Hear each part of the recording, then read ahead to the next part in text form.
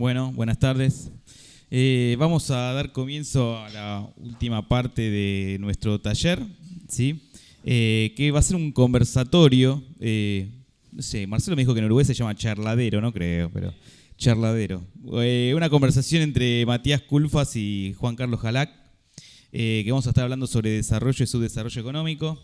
Bueno, ustedes los conocen, son docentes de la casa, ¿sí? Son investigadores académicos y también han tenido participación en la función pública. Voy a hacer representación de Juan Carlos Jalac, que tiene un currículo muy extenso, es licenciado en Economía, magíster en Política Económica, máster en Economics y PhD en Economics en Harvard University. También es investigador independiente del CONICET, trabaja en el IEP, está dedicado al estudio de la inserción internacional como pilar del desarrollo productivo e industrial. También estudia las capacidades estatales de la política económica. Director del DECIP, que es el Grupo de Desarrollo e Internacionalización Productiva del IEP. Profesor titular de Economía Internacional, también en UDESA. Director de la Maestría en Economía de aquí. Bueno, profesor en muchas universidades internacionales. Y bueno, tiene numerosos artículos en revistas académicas también en el mundo. Y en el ámbito público se ha desempeñado como subsecretario de Inserción Internacional y como presidente de la Comisión Nacional de Comercio Exterior. Por otro lado, Matías Culfas, que voy a hacer el chivo de su último libro, ¿sí? Producir la nueva globalización, hacia dónde va el tren del desarrollo mundial y cómo puede subirse la Argentina. Voy a leer también su biografía. Es economista por la Universidad de Buenos Aires y doctor en Ciencias Sociales por la Facultad Latinoamericana de Ciencias Sociales, Flaxo. Profesor titular en las carreras de Economía de la Universidad Nacional de San Martín y de la UBA. Dirige el doctorado en Ciencias Económicas de la UNSAM. En paralelo con la docencia, ejerció la investigación con más de 100 publicaciones académicas. En el ámbito público, fue ministro de Desarrollo Productivo de la Nación entre 2019 y 2022. Con anterioridad se desempeñó como subsecretario de la Pequeña y Mediana Empresa CEPYME, director del Banco Nación y gerente general del Banco Central de la República Argentina. Bueno, la idea es hacerles preguntas y escucharlos, que sea una conversación entre ellos. No los voy a interrumpir, salvo que haya silencio y ahí hago otra pregunta, porque Matías me decía, pero eso es para 8 horas, y es verdad. Pero bueno, así que voy a comenzar y bueno, ustedes túrnense, interrúmpanse, hagan como a ustedes les parezca, que es una charla y nosotros paramos la oreja. Bueno, la primera pregunta, ¿no?, que nos hemos hecho, no sé si no son fáciles, no sé si estudiaron, les pasé la pregunta antes igual. ¿Por qué la Argentina no ha podido desarrollarse o peor aún se ha subdesarrollado? Es una pregunta histórica, pero bueno, a ver qué mirada tienen ustedes. Por favor. Así me da tiempo de pensar la respuesta. Estoy atrás, ¿no? Igual. Bueno, ¿no querés hacer? Bueno, dale. No, digo, ya esta pregunta da para que hablemos 2 horas y... Es que a mí, perdón, me pasó las preguntas y abarcaba, estaba tan buena que no me focalicé. No, está bien. Podemos focalizar en esta y que dispare, porque la verdad que es demasiado grande. No, a ver, yo creo que en esto tiene que jugarse 2 aspectos, ¿no? Mi impresión, por lo menos desde el punto de vista histórico, es que la Argentina contemporánea tiene 3 etapas. 2 que fueron relativamente exitosas con problemas, o sea, con algunas limitaciones, y otra que es donde Argentina no le encuentra la vuelta. Las que digo relativamente exitosas, voy a explicar por qué, porque obviamente esto da para mucha polémica.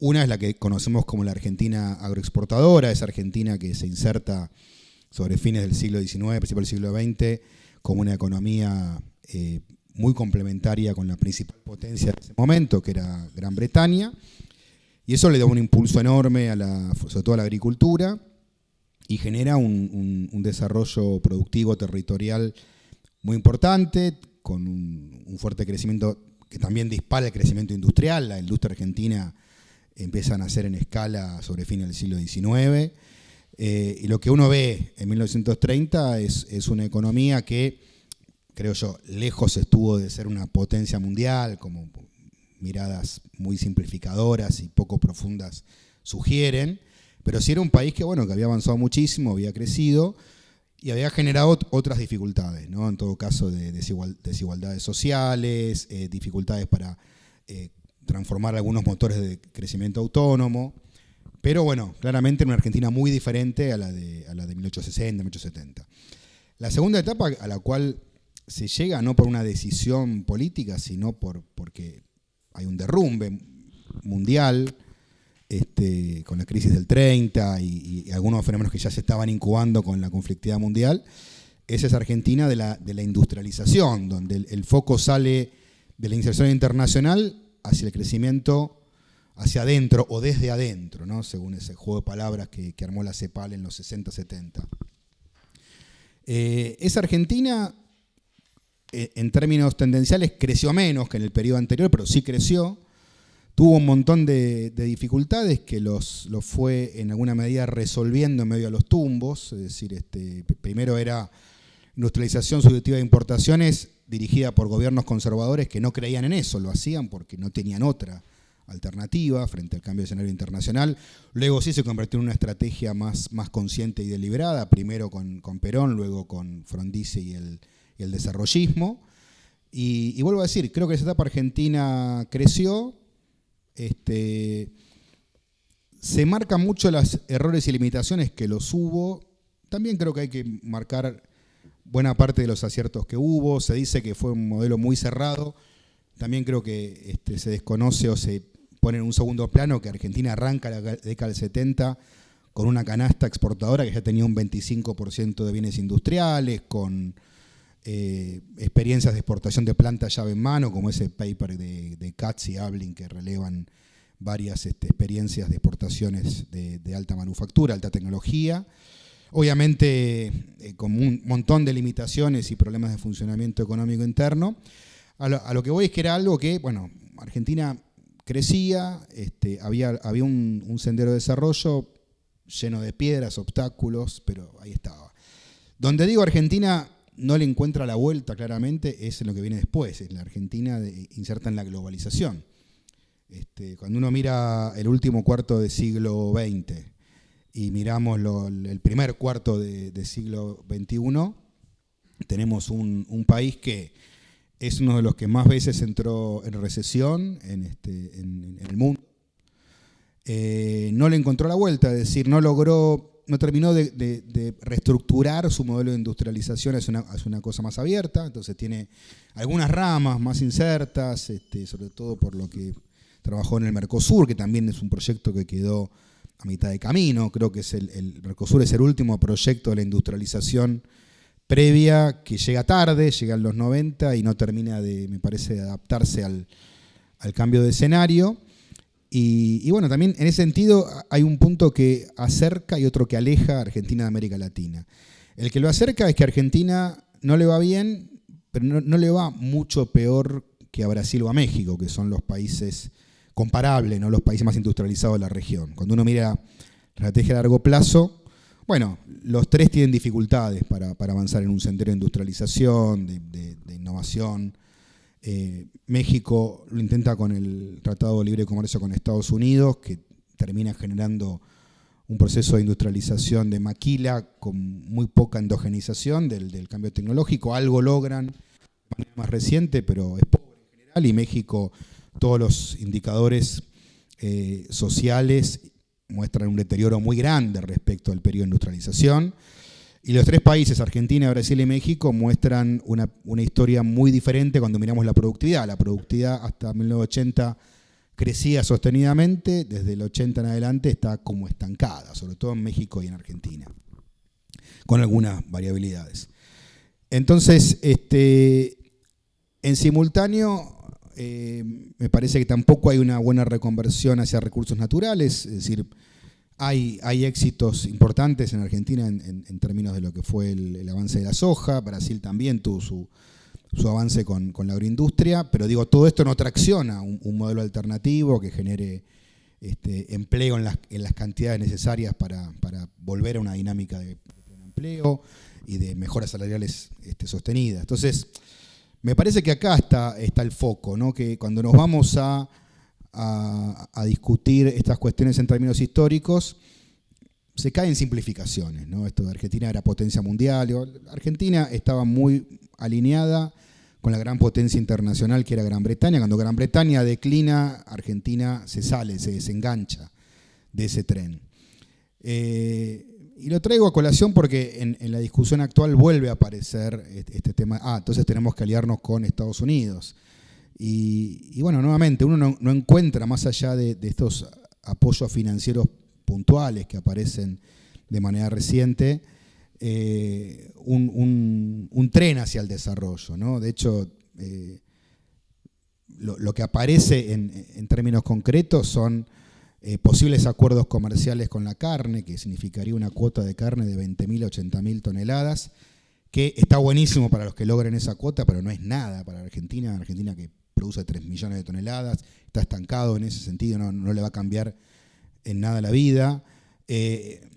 Aparece la discusión, la tensión geopolítica con China y cómo alinearse. Resulta que Trump anteayer anuncia que finalmente se puso de acuerdo con Xi Jinping y que se viene una nueva ola de ventas de soja estadounidense a China, con lo cual, ¿cómo queda parada la soja argentina? Digo, me parece que claramente lo que veo en estos últimos 50 años es la dificultad para enhebrar una estrategia propia, que no es ni industrial ni agroindustrial. Es como un montón de iniciativas desilvanadas sin una élite dirigencial, política y económica que conduzca ese proceso. Entonces, en ese sentido, Argentina queda a la deriva. Cuando digo queda a la deriva, es un país que sigue dando que hablar, porque digo, claramente no es un país desarrollado, no está en un sendero de desarrollo. Sigue estando entre los 10, 20 países más importantes de la periferia. Eso no hay ninguna duda.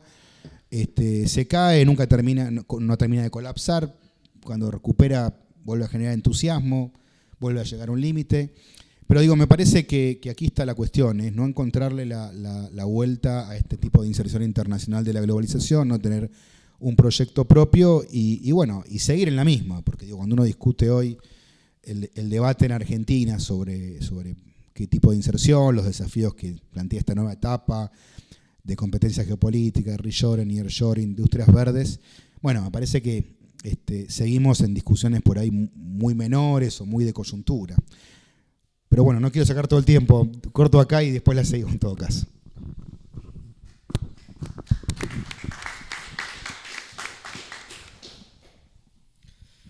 Bueno, ¿siguiente pregunta? No, trato de contestar un poco la pregunta. Es difícil, seguramente es multicausal y yo quizás tanto la historia no conozco, acá son todos historiadores, no quiero abusar. Yo quizás me focalizo en la combinación de dos cosas que para mí son centrales. En primer lugar, una estrategia de industrialización, segunda mitad del siglo XX, orientada hacia adentro y no hacia afuera. Para mí eso es un dato central, que nos diferencia de las experiencias de Asia, que cuando se industrializaron todo el tiempo tenían como meta, en cualquier proyecto industrial, salir a exportar, llegar al mundo. Y en eso América Latina fue distinta, es una diferencia notoria de cómo lo encararon ellos y cómo lo encaramos nosotros. Y las consecuencias para mí son claras, una economía incapaz de insertarse en el mundo en lo que podría ser competitiva, más allá de la explotación de recursos naturales, obviamente, que no necesitan de todo esto.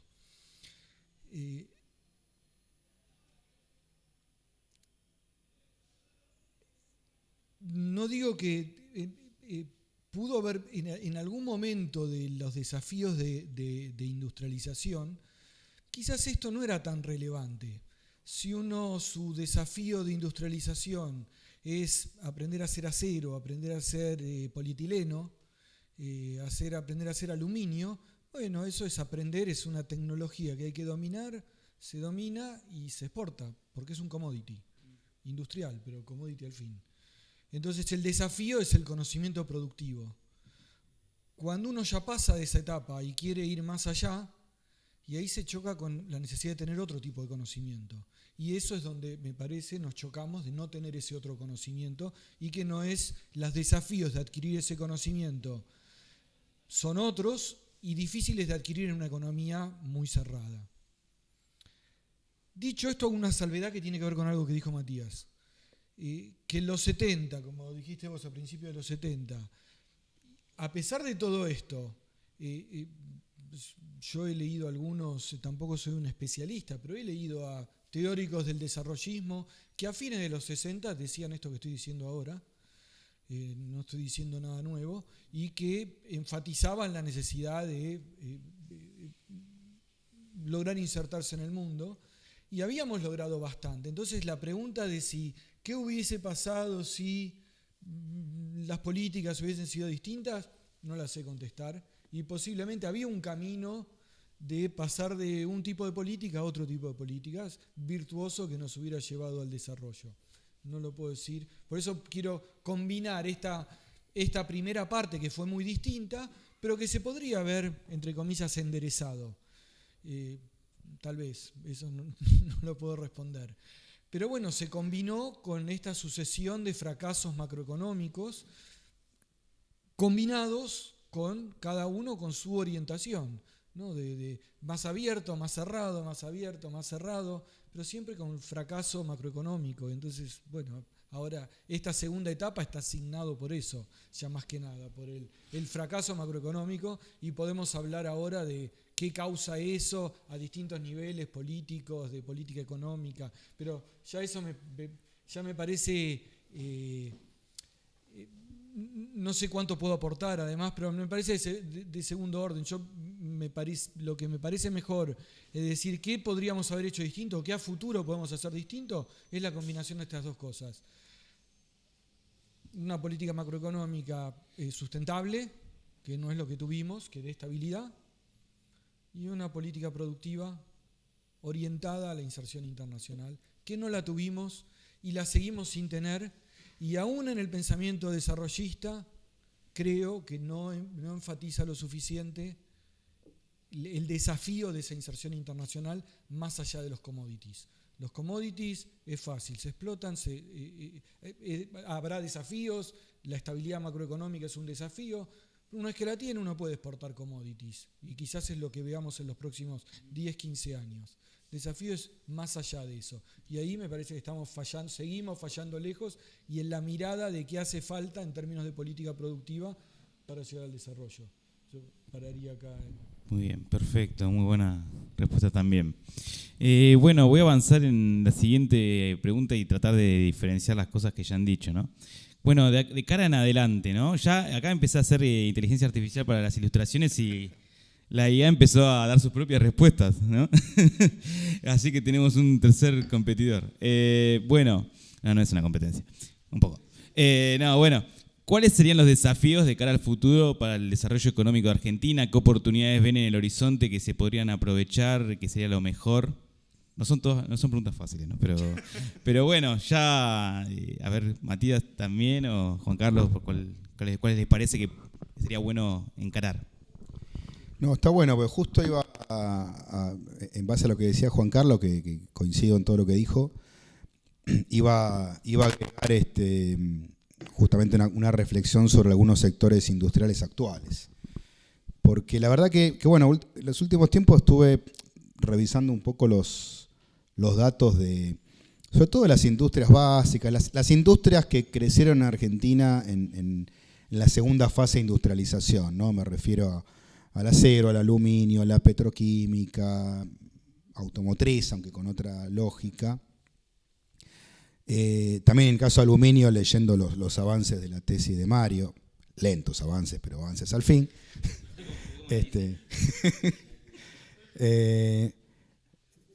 La verdad que bueno, a mí me sorprendió un poco, no el avance de China, sino la profundidad, la velocidad del avance de China.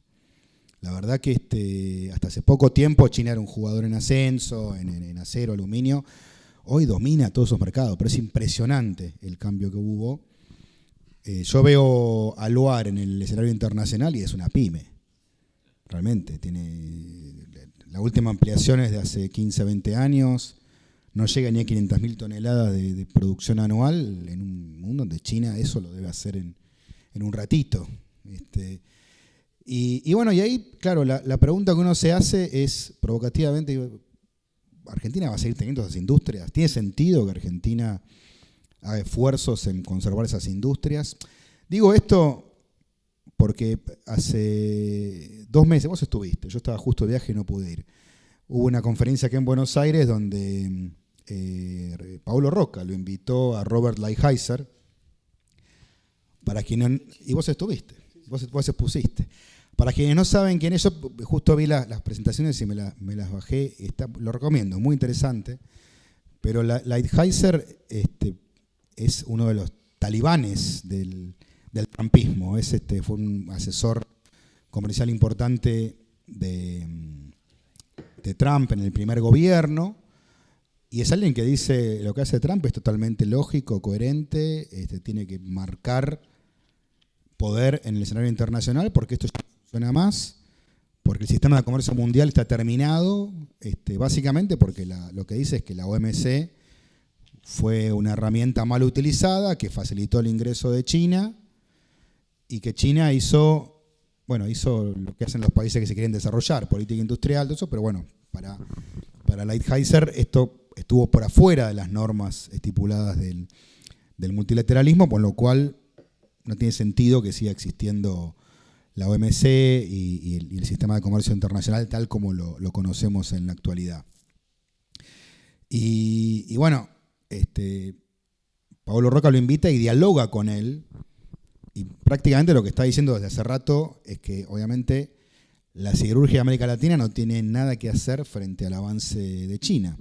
Entre otras cosas porque China tiene un modelo muy asentado en su propia política industrial, en su mercado, su escala, su estructura de subsidios internos. Y bueno, entonces la pregunta que uno se haría ahí es, ¿tiene sentido tener estas industrias acá? O más bien, digamos, reduzcamos costos, sigamos reduciendo capacidades productivas, pero mejorando la eficiencia interna de los sectores productivos, importando muchos productos desde China o desde la India o de donde sea, ¿no? Y la verdad que, bueno, después ahí se me despierta inmediatamente otra pregunta. Digo, Argentina, estamos discutiendo hoy la posibilidad de que se convierta en una pequeña potencia energética en América del Sur, porque el avance de Vaca Muerta, el avance de las energías renovables, biocombustibles, etcétera, te está dando una diversificación y una eficiencia en materia energética que decís, bueno, ¿qué voy a hacer con esto? ¿Lo voy a aprovechar también para ganar competitividad industrial o simplemente para exportar energía? Que yo creo que son dos cosas que no deberían ser antinómicas, sino complementarias. Justamente buscar comoditizar, exportar commodities, pero también aprovecharlo para industrialización interna. Entonces ahí donde digo, bueno, ¿qué vuelta de tuerca se le da a la cuestión? ¿Cómo la vinculamos con un tema que yo creo que llegó para quedarse y está avanzando con fluctuaciones, que es la cuestión de las industrias verdes? Cuando Trump es presidente, este tema baja un poquito en la agenda. Cuando se va, vuelve a subir. Bueno, creo yo que evidentemente la cuestión del cambio climático, más allá de las discusiones, va a generar cambios productivos importantes y duraderos. Hay una oportunidad en acero verde, en aluminio verde, en una petroquímica alternativa basada en otro tipo de materiales. Yo creo que todo esto, repensar las industrias de segunda industrialización en la agenda siglo XXI me parece un capítulo apasionante. Y creo que está muy abajo en la agenda. Es como una agenda medio proteccionista, cuando en realidad creo que al revés, debería ser una agenda propositiva y que se enganche en estas tendencias. En segundo lugar, bueno, está marcada la agenda, creo que Mario se anticipó un poquitito. Yo creo que hay una agenda que la va a explicar Juan Carlos muy bien, que tiene que ver con las industrias diferenciadas y su posibilidad de inserción internacional. Creo que ahí hay un capítulo que efectivamente hay mucho para trabajar, pero no lo voy a mencionar porque es uno de los temas favoritos de él. Y al mismo tiempo, obviamente, la cuestión de la reconversión de industrias tradicionales. Uno es el desafío de la movilidad eléctrica, que creo que nos plantea un desafío de integración regional. Este es un proceso que para mí hay que verlo de otra manera, hay que verlo bien desde el territorio, porque la movilidad eléctrica tiene una oportunidad en todo lo que es la reconversión de los buses eléctricos en las ciudades. América Latina tiene un problema tremendo en ese sentido de ciudades colapsadas de gente y problemas de movilidad, donde creo que hay una oportunidad, pero es una oportunidad que implica un esfuerzo de coordinación que arranca en la regulación de las grandes ciudades, que continúa en darle una oferta productiva a esa reconversión hacia movilidad eléctrica, donde creo que Brasil en gran medida, Argentina en segundo lugar, tal vez algo México, tienen una oferta productiva para ofrecer, y ahí integrar también toda la cadena completa que arranca en la producción de litio. Me parece que es una oportunidad que exige un gran esfuerzo de coordinación de políticas, pero no hacerlo me parece que es un crimen. No hacerlo me parece que es obviamente garantía de que es una oportunidad que aprovechará la industria china, que creo que ya está entrando, obviamente, pero donde me parece que hay una oportunidad importante. Y como esto, se ven los otros proyectos, ¿no? Yo creo que América del Sur, sobre todo, el Mercosur tiene que modificar la modalidad de integración y tiene que ir a una integración productiva por proyectos de cadena. Entonces, así como mencioné la movilidad eléctrica, también menciono las cuestiones vinculadas a energías renovables y equipamiento. Estamos hablando de una demanda potencial de cerca de 15.000, 20.000 aerogeneradores, que me parece que hay una complementación industrial para fabricar una parte importante de ello en esta región. Hay complementación para pensar en materia de industria farmacéutica. Ahora, todo esto, insisto, requiere esfuerzos de política industrial que tiene tres niveles. El nivel macro es un poco el que mencionó Juan Carlos, es decir, tiene que ver con las definiciones sobre estabilización, mantener a raya la inflación, el nivel del tipo de cambio y los niveles de apertura, donde yo soy más amigo de un tipo de cambio real más alto que el actual, no digo recontra alto, pero sí un poco más alto que el actual, sin protecciones adicionales, es decir, buscando en todo caso que los empresarios industriales tengan presión competitiva, pero tampoco estén regalados, como ocurre sobre todo en los primeros meses de este año. Y en segundo lugar, esa es la dimensión macro. La dimensión meso tiene que ver con tres vectores verticales que tienen que ver con el sector industrial, que es el acceso al capital, es decir, qué tasa de interés tienen, qué apoyo financiero a través de banca de desarrollo, qué sistema se genera ahí para ofrecer a los proyectos estratégicos algún nivel de financiamiento razonable. En segundo lugar, el segundo elemento es el acceso a la energía, donde creo que hay una oportunidad enorme en la medida que escalemos. Pasa que ahí hay que cambiar la lógica. Creo que en Argentina hay una lógica, creo que también algo de esto mencionaba Juan Carlos. Lo que te da escala es el mercado internacional. No es que yo produzco para el mercado interno y lo que me sobra lo exporto.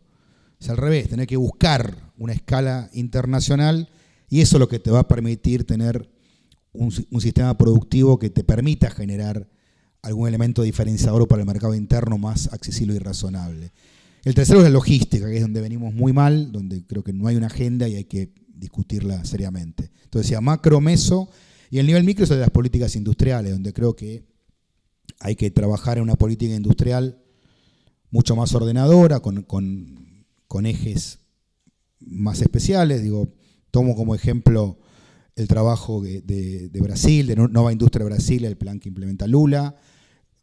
Tomo también como antecedente lo que se hizo en Argentina Productiva 2030, es decir, de tener un esquema de misiones productivas y seleccionar y poder ser más preciso y darle legitimidad a esa política industrial y tener un mecanismo de priorización.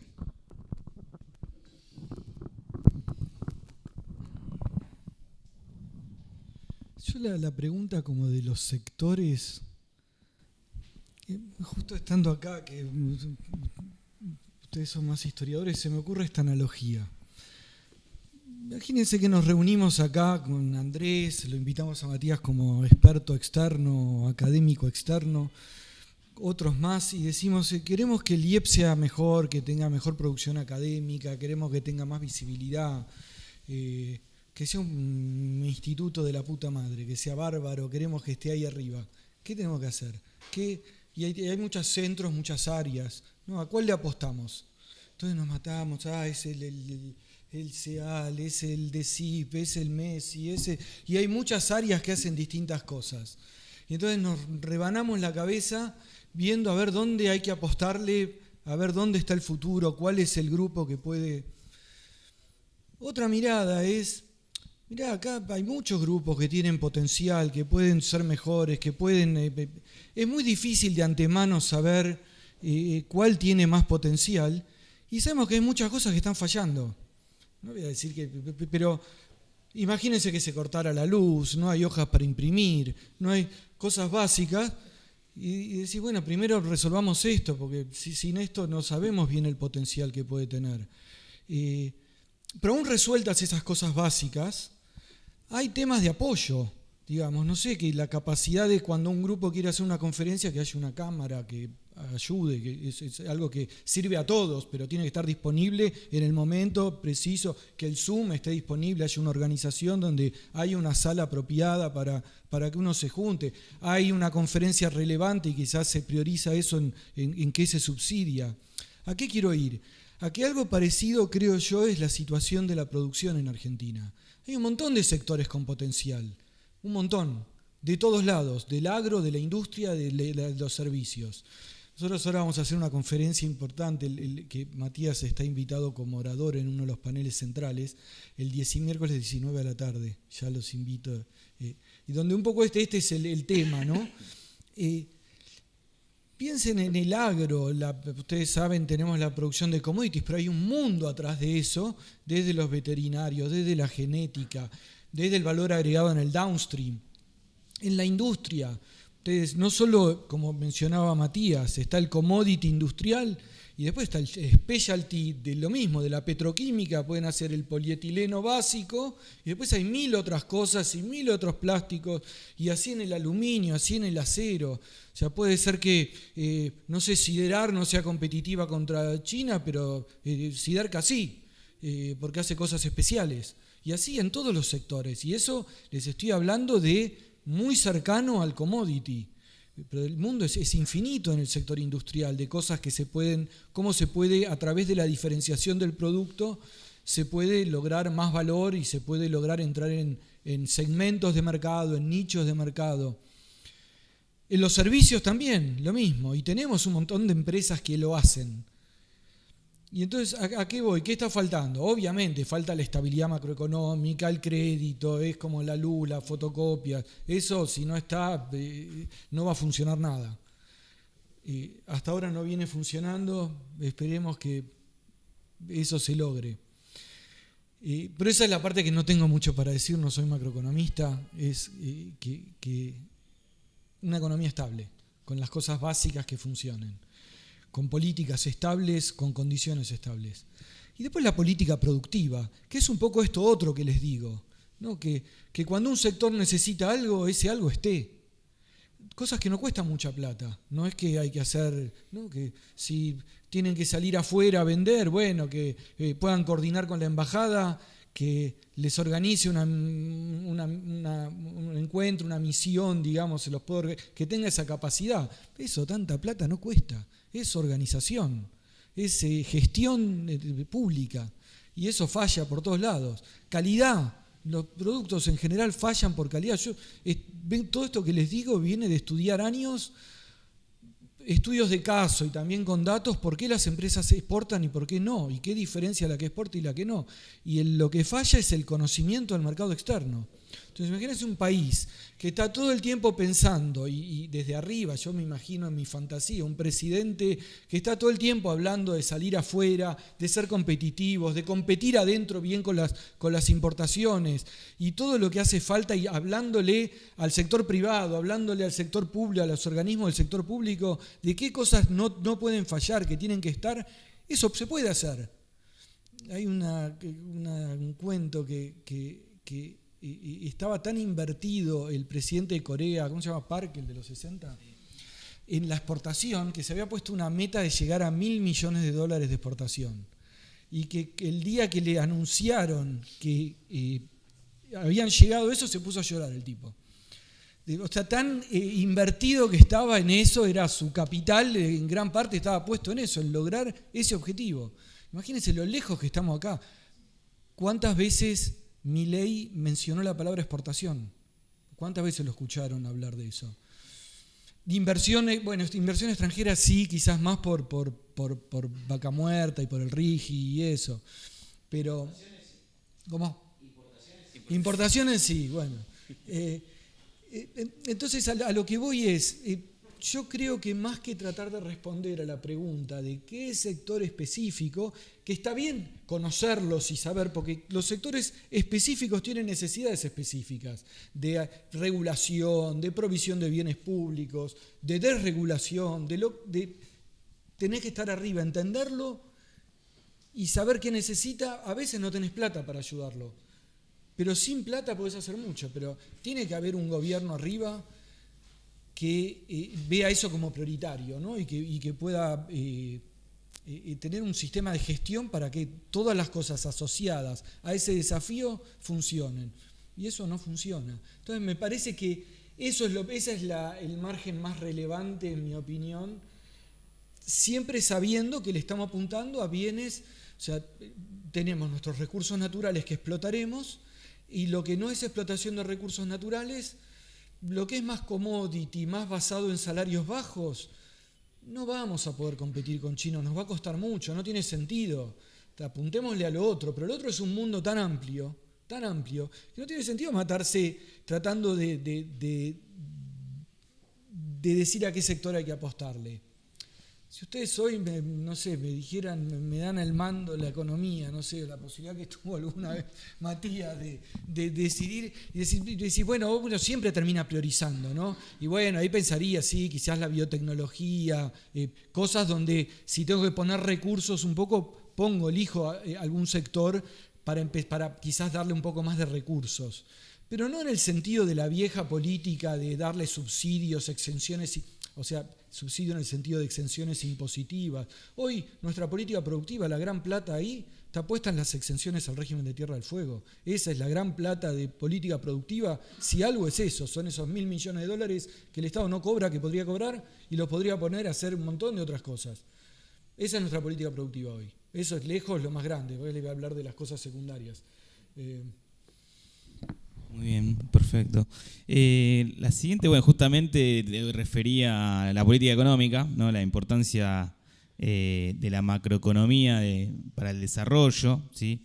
Que bueno, que todos coincidimos que es fundamental y que en las últimas décadas no se ha generado una macroeconomía correspondiente a ello. Ahora sí hay un enfoque en la macroeconomía, pero no por ese lado del desarrollo. Pero bueno, ahí Matías hablaba del tipo de cambio real alto. Ahí también pensaba en el rol de la política hacia las pymes, ¿no? También, digamos, hay sectores que pareciera que no van a competir lo suficiente o están muy lejos. ¿Qué hacemos con las pymes, ¿no? Digamos, con la macroeconomía para el desarrollo podemos coincidir cuáles son los fundamentales, claro. Pero, bueno, ¿qué opinan ustedes? ¿Cuáles son los instrumentos mejores?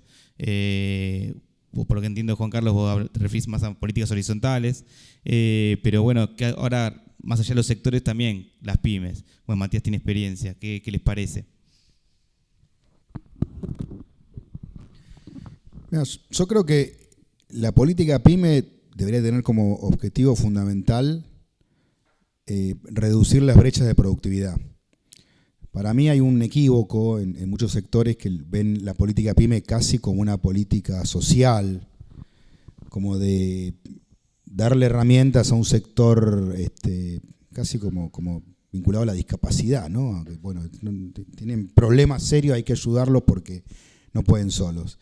Y yo creo que el principal problema que justifica algún tipo de intervención es que las brechas de productividad son altas en general. O sea, Argentina tiene una productividad media que está 50-60% por debajo de la productividad de Estados Unidos, por poner un benchmark o de Europa. Pero cuando uno ve las brechas adentro del sistema productivo, En general, en todo el mundo hay brechas de productividad entre empresas pequeñas, medianas respecto a las grandes empresas. Pero en Europa esas brechas pueden ser de 2-1, es decir, que una empresa grande tiene el doble de productividad que una empresa mediana o pequeña. En América Latina esa brecha puede ir hasta 15, 16 veces. Es decir, hay un problema realmente de muy baja productividad, de baja tecnificación, problemas en los sistemas de información, el funcionamiento, y eso obviamente se traduce en un problema de baja brecha, mejor dicho, de baja productividad promedio de la economía. Entonces, para mí este es uno de los puntos centrales que hay que trabajar. Que eso sí, claramente tiene un componente que es más bien horizontal de política, ¿no? Que tiene que ver con la digitalización del mundo pyme, con el acceso al financiamiento, con un montón de herramientas que existen y que, bueno, en todo caso hay que difundirlas más. Yo creo que mi impresión es que, yendo a cosas de política pública, es que vamos a un escenario donde la tecnología va a permitir darle mucha más difusión a las herramientas, ¿no? A mí me tocó ser subsecretario PYME en el año 2006 y la política PYME en esa época era artesanal prácticamente, ¿no? Era ir con los programas a diferentes cámaras, provincias, explicar qué es lo que se podía hacer, evaluar los consultores, etc. Bueno, creo que hoy tenés la posibilidad de, a través de sistemas integrados, tanto por la información pública como por el sector privado, de ir automatizando estos temas, ¿no? Y creo que el mejor ejemplo en ese sentido son las plataformas fintech. La verdad que uno mira la manera en que han logrado incluir el sistema de crédito o el sistema de pagos a pequeños emprendedores, y esto creo que habla de un cambio muy importante. Estoy hablando de Mercado Pago, de Ualá, de otras plataformas que creo que han hecho un avance importante. Y en todo caso, me parece que ahí la política pública es más bien acompañar. ¿De qué manera? Y, por ejemplo, buscando reducir el costo financiero, porque ahí la competencia es desigual. Es decir, los bancos, que son los que pescan adentro de la pecera y no hacen ningún esfuerzo por incluir más, son los que tienen el fondeo más barato del mercado, que ya por sí es poquito, pero encima tienen el más barato, que son las cuentas a la vista, lo que no tiene costo financiero para el banco. Mientras que estas plataformas obviamente se financian en el mercado a tasas mucho más altas. Entonces, bueno, creo que ahí hay un desafío de política pública. Se puede trasladar a otras formas de asistencia técnica, ¿no? También de capacitación. Me parece que la IA abre un mundo nuevo, poco conocido. Yo en general es mucho más lo que leo de informes que cuentan todos los empleos que se van a perder por la IA, y es muy poco lo que se ve de lo que se va a crear, ¿no? Cada proceso tecnológico disruptivo es un proceso de destrucción creativa, como decía Schumpeter, ¿no? Es decir, y creo que cuando ocurre una revolución tecnológica es más fácil ver lo que se va a perder que lo que se va a crear, porque la imaginación de los economistas, los científicos sociales es bastante reducida, limitada. Los que tienen buena imaginación son los que hacen ciencia ficción, en general, que eso sí, en general la pegan, suelen tener algunas proyecciones interesantes. Pero me parece que aquí hay un elemento interesante, porque muchos emprendimientos que probablemente hubiesen sido imposibles en eras anteriores, bueno, ahora van a ser viables. Porque ¿cuánta gente habrá dicho quiero hacer un emprendimiento, pero no sé cómo organizarme, cómo estructurar la cuestión jurídica, contable, etcétera? Y bueno, hoy tiene asistentes virtuales de muy bajo costo que le pueden ayudar en esa tarea. Entonces, me parece que ahí hay un capítulo importante que sí es más horizontal, tiene un componente también más de cadena, que tiene que ver con los clústeres, que es un tema que vuelve a estar de moda en la región, y que creo que es interesante también tomarlo con alguna prudencia, ¿no? Es decir, en Argentina hay experiencias de clústeres entendidas como aglomeraciones en torno a una actividad con relaciones proveedor-cliente territorialmente situadas, ¿no? El caso emblemático es la maquinaria agrícola en el sur de Santa Fe, Córdoba, etc. Ahora, no hay clústeres en todos lados. Donde hay clústeres, excelente, trabajemos, démosle manija, veamos cómo las pymes hacen un upgrade de productividad, cómo todo ese clúster completo puede desarrollarse y cómo puede internacionalizarse más, que creo que es la debilidad del clúster de maquinaria agrícola. Le fue muy bien y llegó un momento en que detuvo su crecimiento hacia afuera y ese es un problema. Creo que hoy el desafío de ese clúster es ser proveedor de vaca muerta en escala, y creo que es un desafío interesantísimo, y el siguiente va a ser vinculado a la minería de cobre. Pero digo, ahí hay una apuesta interesantísima. Ahora, vuelvo a decir, no en todos los territorios hay clústeres, y si no los hay, forzarlos puede ser frustrante. Entonces ahí hay que hacer otras cosas. No es que no hay nada para hacer en los territorios donde no hay clústeres. Habrá otras políticas horizontales o verticales para intentar. Quiero decir algo antes, porque nos quedan 5 o 10 minutos, pero así le doy una pregunta mejor, creo, a Juan Carlos, pero complementar con lo anterior también de las pymes, porque también él trabaja eso, de la inserción económica internacional, y acá había hablado del Mercosur, por ejemplo, o cómo ves el comercio exterior, hacia dónde va, o que, bueno, no, eso, tu opinión del flujo comercial y la inserción económica favorable, mejor para Argentina, y así... ¿Qué hacemos con la industria? Tenía otras preguntas. ¿Qué hacemos con la industria? ¿Qué hacemos con Tierra del Fuego? Creo que es fácil de responder. Pero con la industria ya la hemos respondido, así que creo que podemos cerrar con vos, Juan Carlos, con tu tema de especialidad. Te hago 2 por 1. Dale. Te contesto la anterior y esta en la misma. Tenés muchas ganas de responder por Tierra del Fuego, me parece. ¿De qué? De responder por Tierra del Fuego. No, Tierra del Fuego no lo hago. Quiero hacer un contrapunto con lo que dijiste vos. Voy a exagerar, pero para hacer el punto.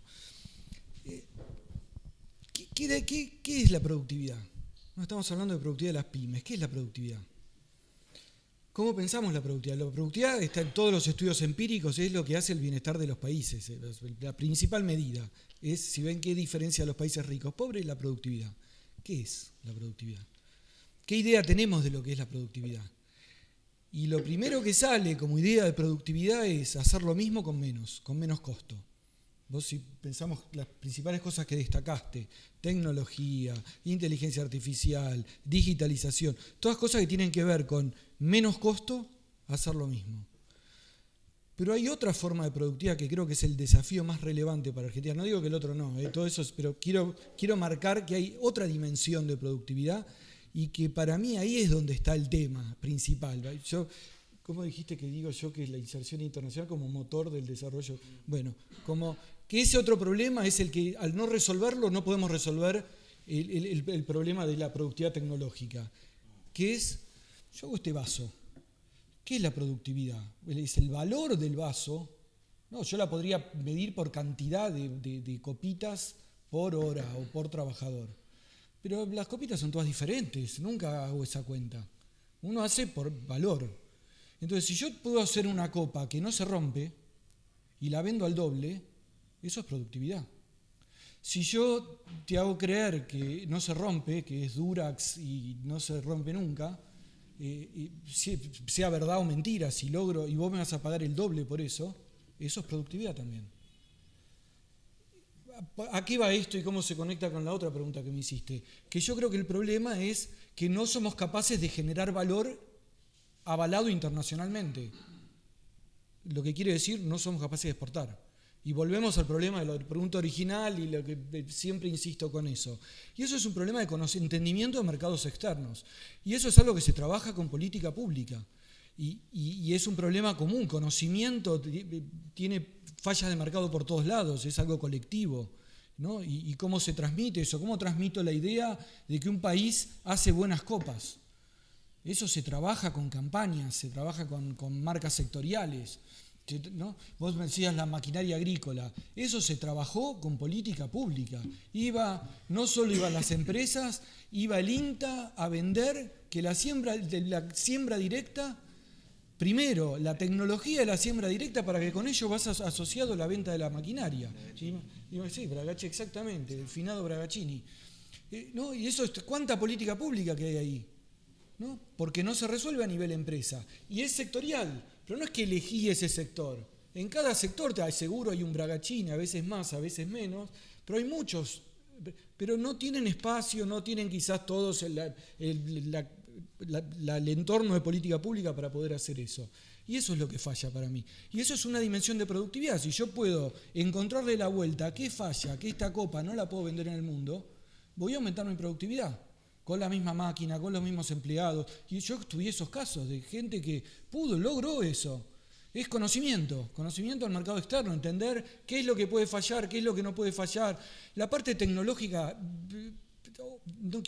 estoy exagerando, pero en general, en un amplio abanico de sectores, es secundario, lo resuelven. ¿Quiero hacer la copa que no se rompa? Resolver ese problema tecnológico no es tan difícil. Si yo estoy convencido de que no se tiene que romper. El problema es que no estoy convencido de que no se tiene que romper. Eso es lo que falla. Entonces eso es barato. Desde la política pública, creo yo, podría ser barato atacarlo.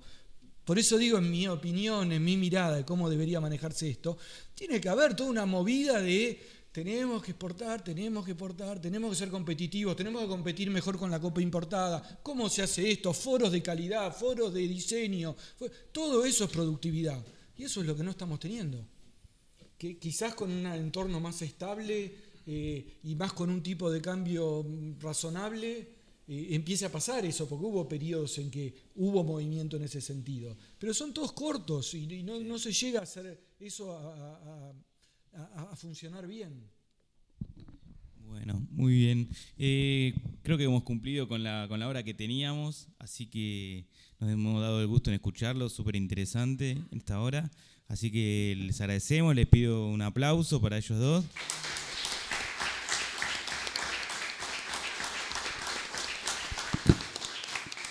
Gracias por la invitación. No, gracias a ustedes por venir y estar en este cierre. Y bueno, y ahora rápidamente, porque Matías tiene, no sé qué otra cosa además tiene. Muy breves palabras de despedida. La verdad que ya llegamos al final.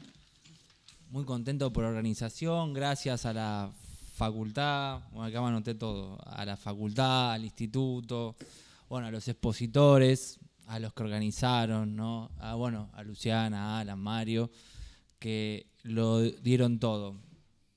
La verdad que, bueno, Luciana ya había hablado un poco al principio de cuál era el objetivo de este taller, ¿no? Que venía a reemplazar un poco las jornadas de industria que se pasaron para el próximo año.